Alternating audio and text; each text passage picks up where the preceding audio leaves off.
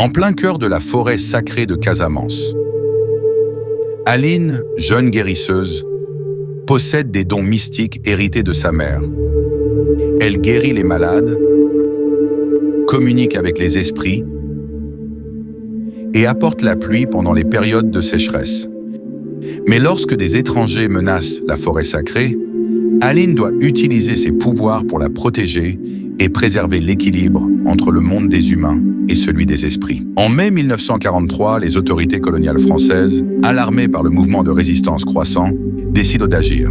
Aline Sitoé Diatta est arrêtée à Cabrousse, accusée de fomenter une rébellion contre le pouvoir colonial. Les villageois, choqués et en colère, assistent d'impuissance à son arrestation.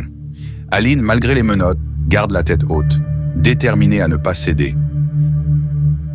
Aline est jugée par l'administration coloniale française. Le procès est une farce, les autorités n'ayant pas de preuves concrètes contre elle. Cependant, son influence et son charisme sont suffisants pour qu'elle soit considérée comme une menace.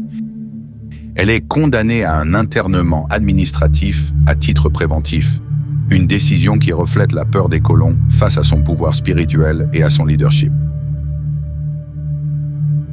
En 1943, Aline est déportée à Tombouctou, au Mali.